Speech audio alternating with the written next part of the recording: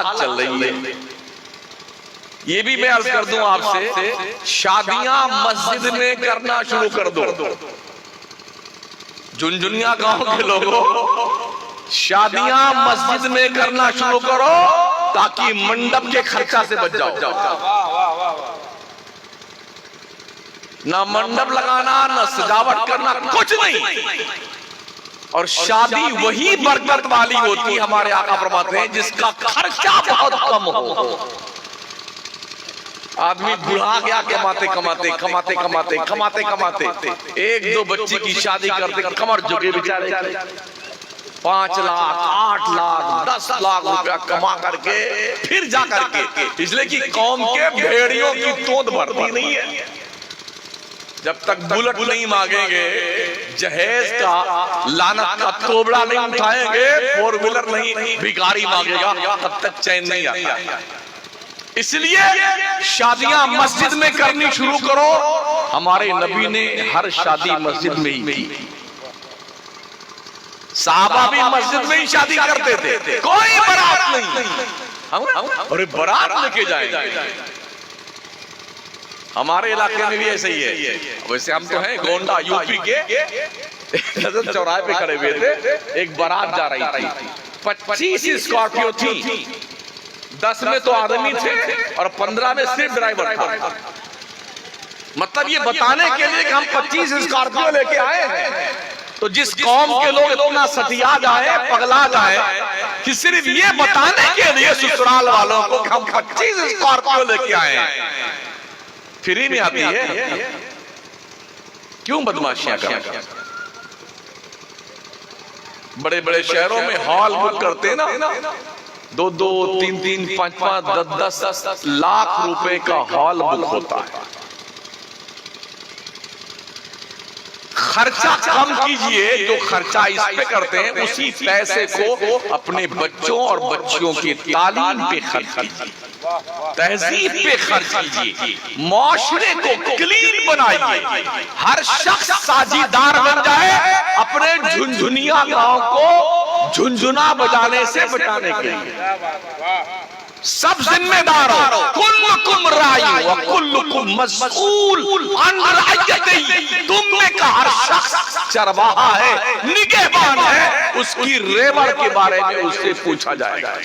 अगर पूरा गांव, एग्जाम्पल के तौर पर झुनझुनिया गांव का हर कैंडिडेट ये अहद कर ले, मुझे शादी सिर्फ मस्जिद में करनी है, ना बारात लेके जाएंगे, ना बारात लाने देंगे अपने घर पे, अकल ठिकाने आ जाए।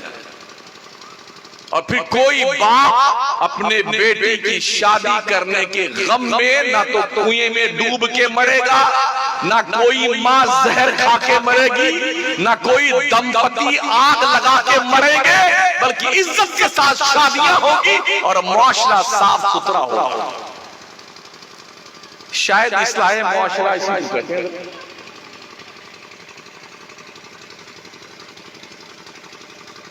इस्लाह मुआशरा, खुशियों के मौकों पर भी अल्लाह की याद आनी चाहिए। गम में तो सभी याद आते हैं,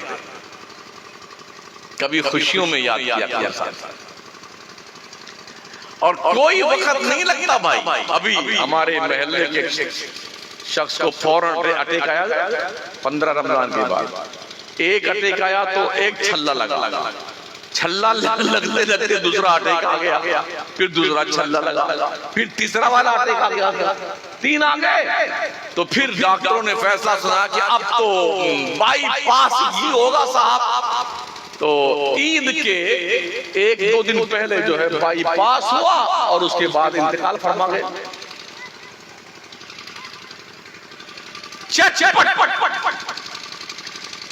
बहुत जल्दी गुर्दे फेल हो रहे हैं अभी। और जब डायलिसिस शुरू होती है ना, तो फिर समझ जाओ अब दिन गिनती के दिन बचे हैं इनके, कब आ जाए परवाना इनका।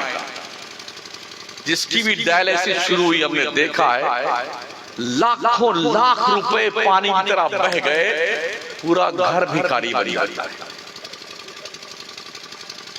इसलिए पैसे अगर हैं, अल्लाह ने दिए हैं, तो इन पैसों की कदर करो, बेमकसद पैसे बर्बाद मत करो। काम पे खर्च करो। रहने के लिए अगर 2 कमरे काफी होते हैं तो जरूरत नहीं कि बड़ी बखरी बनाओ कि औरतें दिन भर बेचारी झाड़ुए लगाती हैं, ये कमरा भी साफ करना, ये भी साफ करना, इधर जाला लग गया, ये भी हो रहा हमारे। जरूरत हमें साल भर में 4 जोड़े की है कपड़े की, इंशाल्लाह साल भर चल जाएगा 4 जोड़ा, मगर नहीं 4 गर्मी का, 4 ठंडी का, 4 बरसात का। जिस कलर का ड्रेस उसी कलर का जूता, औरतों के उसी कलर के बुंदे बालियां और चूड़ियां। ये फजूल खर्ची नहीं तो क्या? इस फजूल खर्ची को पूरा करने के लिए बाप पर प्रेशर, माँ पे प्रेशर, भाई पर प्रेशर, शौहर पर प्रेशर। हमारे आका फरमाते हैं अल्लाह की पनाह उस औरत से जिस औरत का शौहर उसकी औरत से मुतालबे से बूढ़ा हो जाए। अब शौहर कमाता है 8,000 रुपए और बेगम ने 10,000 रुपए का मेकअप का सामान मंगा लिया तो बूढ़ा नहीं होगा शौहर? हमारे नबी फरमाते हैं उस औरत से अल्लाह की पनाह जो औरतें अपने शौहरों को वक्त से पहले बूढ़ा कर देती हैं। फरमाइशें कर इस तनाजुर में एक बात और अर्ज कर दूं। एक शख्स था बेचारा, बड़ा बाप भी बड़ा जो है मुकद्दस होता है। अब कुछ शायरों ने 2-4 शेर बाप की शान में लिखने शुरू किए हैं, वरना सिर्फ अम्मा की शान में लोग शेर लिखते थे। है नहीं? हाँ, बस माँ की शान में। भाई साहब, बाप समंदर पी के चुप रहता है जी। बाप जो है ना समंदर पी के भी खामोश रहता, कुछ नहीं। हमने देखा दुबई में देखा है एक बाप अपने फैमिली की इज्जत बचाने के लिए जानते क्या करता है? 2 घंटा किसी की गाड़ी साफ करता है, 2 घंटा किसी का सामान बोरी सर पे कांधे पे लाद करके शेख के घर पहुंचाता है, 2 घंटा गार्डन में पानी चलाता है ताकि उसका झाड़ पन्नू सूखने न पाए, फिर जाके कुछ पैसा इकट्ठा करता है। सुबह नाश्ता नहीं करता है, एक चाय पी कर रहता है। आंखों देखी बात है, दोपहर को भी खाना नहीं खाएगा। शाम को हमने देखा बौरियों का जमात खाना है दुबई में, बौरी वाला टोपी रखा हुआ है हमारा मुसलमान, बौरी का टोपी। शाम को उसी टोपी को लगा लेगा और झट से बौरी की जमात खाना में जाएगा, वहां खाना खा के जाएगा ताकि पैसा बचे और घर भेजे। और यहाँ गुड्डू क्या सोचते, मेरा बाप दुबई का, मेरा बाप सऊदी कमा रहा है, हो बढ़िया बढ़िया गाड़ी लेके बुर्र चलाता है बेटा।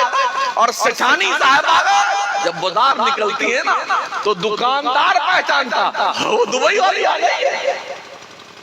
जो सुना हूं और देखा हूं वही कह रहा हूं। दुकानदार कहता वो दुबई वाली सेठानी आ रही है, वो गड्डी निकालती है पूरा कला नोट अपनी सेठानी पर दिखाने के लिए। उस बाप को देखो, उस शौहर को देखो जो अपने नाश्ते के लिए पैसा इस्तेमाल नहीं करता कि बच्चों के काम आए, उसकी सेठानी का यह हाल है। ये कपड़ा फट जाता है, पीठ का हिस्सा कपड़ा बोरी लादते लादते हमने देखा।